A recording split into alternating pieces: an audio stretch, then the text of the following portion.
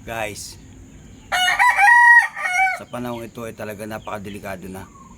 Sa akin palagay hindi matatapos ang taong ito guys, ay magkakaroon talaga ng digmaan. Pilipinas laban sa China. Delikado tayo guys, kaya dapat maging handa na tayo sa sitwasyong ito, dahil kahit ayaw natin guys, obligado tayong lumaban para ipagtanggol ang ating kasarilan, ang ating pamilya, ang ating bayan at ang ating bansa. Maging matatag tayo dito guys. Manindigan tayo at lumaban tayo para sa ating kalayaan at kaginawaan. Dahil masyadong agresibo ang China guys. Ang maganda lang nito guys, base sa mga survey ng balita, 77% ng mga Pilipino nakahandang lumaban para sa China. Yun ang napakagandang halimbawa guys dito. Pero yung 30% ayaw. Alam nyo ba kung sino itong mga to guys? Ito yun yung mga mayayaman na makachino. Sila ito guys. Sila ito yung mga dublikara, yung mga taong balimbin.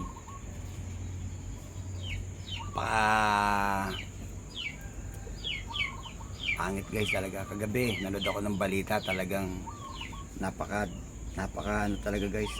Nangyari ito guys alas 8, nakalagay doon sa record ng video, 8:52 AM ng umaga. Nagkaroon na naman ng matinding sigalot doon sa laot ng West Philippine Sea. Panurin yung balitang ito guys. Ng tubig ng dalawang barko ng China Coast Guard ang ating resupply vessel sa Ayungin Shoal. Pinarang, ginigit at muntik pang banggain ng China ang ating bangka. Nasa frontline ng balitang yan si Elaine Fulgencio. Alas 6 ng umaga kanina, makikita sa videong ito na inilabas ng Armed Forces of the Philippines ang delikadong pagtawid ng isang barko ng China Coast Guard sa harap ng Philippine supply vessel na Onaiza May 4. Patungo sa Ayungin Shoal ang Onaiza May 4 para magsagawa ng resupply mission sa mga sundalong nakatalaga sa nakasadsad na BRP Sierra Madre. Bandang alas 7 ng umaga, reverse blocking maneuver naman ang ginawa ng China Coast Guard at muntik pa nitong mabangga ang ating bangka. Hindi dyan nakontento ang China. Mag-aalas 8 nang simulan nilang bombahin ng tubig ang mas maliit na Onaiza May 4. Pilit umiwas ang ating bangka pero binuntutan pa rin ito ng China habang patuloy ang pagbobomba nila ng tubig. Hanggang sa malapitan ng inatake ng water cannon ng ating resupply boat. Ilang minuto pa, makikitang dalawang barko na ng China ang pinagtutulungang bombahin ng tubig ang ating bangka. May pagkakataon pang nakagitgita ng resupply boat ng Pilipinas ang China habang patuloy ang pagwa-water cannon. Ang tensyong yan sa dagat tumagal ng 1 oras at nagdulot ng malaking pinsala sa ating supply vessel. Ang Onaiza May 4 ay ang parehong sasakyang pandagat na nasira dahil sa water cannon attack ng China noong March 5. Makalipas ang 1 oras, nakalapit ang isa pa nating barko na BRP Cabra sa Onaiza May 4 para tulungan ang mga sakay nito. Sa kabila ng mga pangharas, nakarating ang Onaiza May 4 malapit sa BRP Sierra Madre. Sakay ng inflatable boat, matagumpay na iniabot ng mga tauhan ng Philippine Navy ang mga supply. Ayon sa Armed Forces of the Philippines, ginawa nilang resupply mission para mapanatili ang military presence at patuloy na protektahan ang ating soberanya sa ating exclusive economic zone. Pero sa isang pahayag, giniit ng China Coast Guard na tayo raw ang may paglabag, naghahamon at Guys, yung balitang yan guys, ay pinupukaw na tayo guys. At kailangan na talagang manindigan tayo laban sa China. Dahil sa ganitong sitwasyon guys, ito hindi ako manghuhula o hindi ako propeta, pero sa napapanood kong balita guys, pare ko di matatapos ang taong ito. Talagang magkakaroon guys ng digmaan. Hindi natin ito kayang pigilan guys, kasi biblical ito. Sinabi ito ng Biblia na lumutang ang dragon sa gitna ng dagat. At dyan yung guys, West Philippine Sea. Yung dragon na nabanggit guys, ayun yung China guys. Dragon sila eh. Ang mabigat kasi nito guys, yung ating dating Pangulong si Duterte, nagkipagkasundo sa China na ipagbili ang mga karagatan ng ating bansa. Yan ang naging dahilan guys eh. Hindi fake news. Mismo may video nito si Harry Roque at inamin niya to. At mismong tagapagsalita ng China, sinabi nila sa kanilang mga pahayagan, sa kanilang mga news, may mga video nito na mayroong kasunduan ang Pilipinas na ang mga isla doon sa Palawan at sa Zambales ipag-aari na nila dahil kay Duterte. At ang mga taong ito guys, yan napakawalang yan. Nagbili ang mga lupa, dagat ng Pilipinas para sa sarili nilang pagyaman. Ang taong bayan ay pinapahamak. Kawawa tayo guys. Ito guys, maging matapang tayo at matatag. Magpakatibay tayo ng loob. Pagtanggol natin ang ating sariling bansa laban sa Chino. Dahil hindi ito guys mapipigilan. Biblical ito guys at matatadhana ito. Magaganap ang magaganap dahil kalooban ito ng Diyos. Sana gabayan tayo ng Diyos at patnubayan tayo. Ligtas tayo sa pagkakamakan. Ako guys, nakahanda na ako. Lumaban sa China para pagtanggol ang ating bansa laban sa mapang-abusong ito. Pero kung ako ang Pangulo guys, si Duterte guys, iparesto ko na yan. Siya ang dahilan guys kung bakit ang bansa natin ngayon nasa delikadong kondisyon dahil pinaharas na tayo ng China dahil sa kanya. Mga kapartido niya, ng panahon yun, sino ba ang mga nakaupo, hindi ba't sila? Si Alan Cayetano guys, huwag kayo magtitiwala. Komunista yung mga animal na yan guys. Kawawa tayo. Naku po. Kawawa lang yung mga bata guys. Yung mga walang malay matadamay sa digmaan ito. At ang digmaan ngayon guys ay hindi na pangkaraniwan.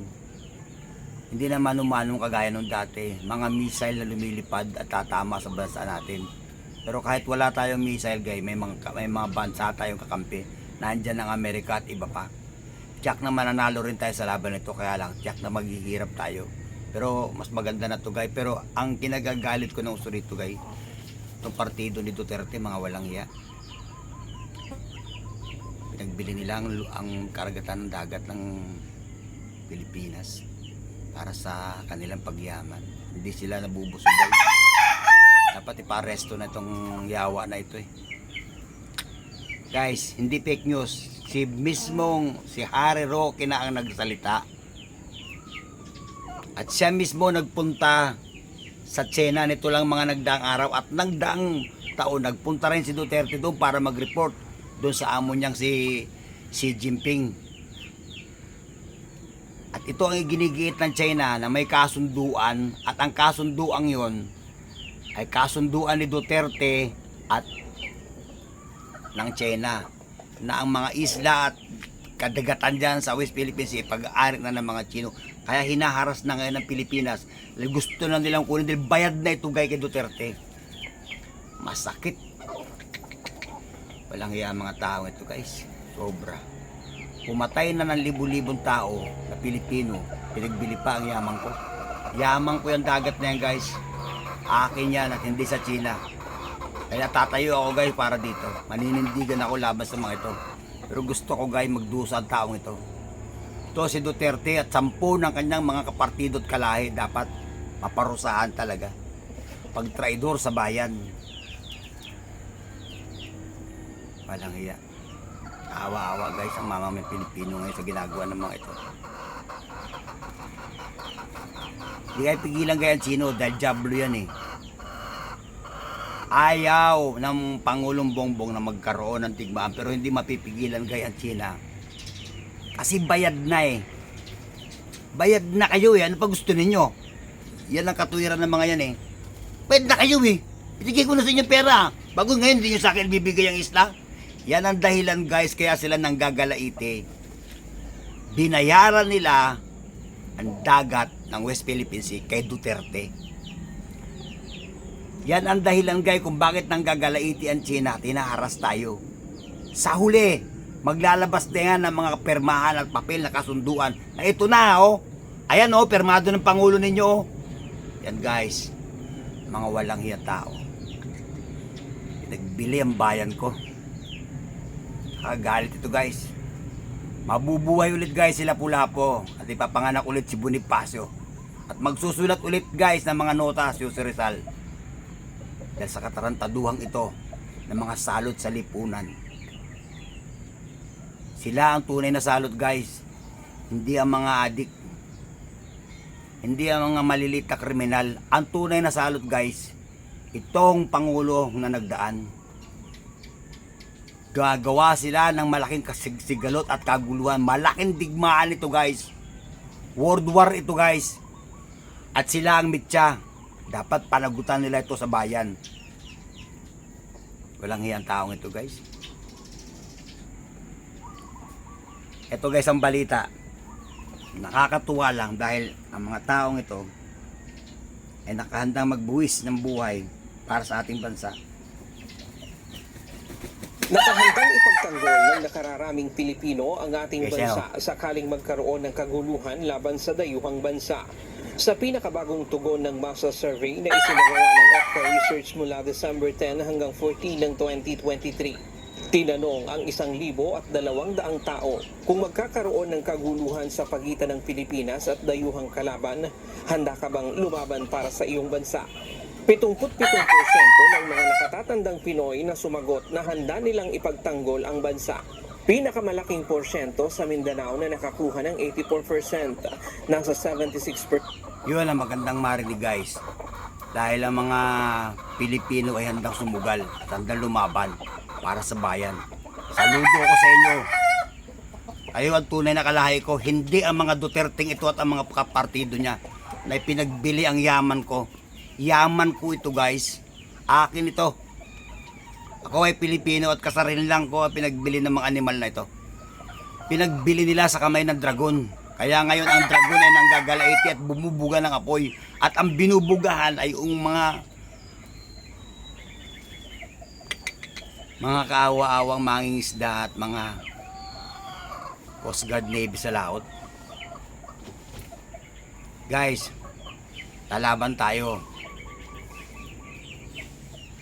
para sa ating bansa. Labanan natin ang abusadong Chino. Papatayin natin ang dragon guys. Kaya, maniwala ka sa akin. Panalo tayo rito. Sign out.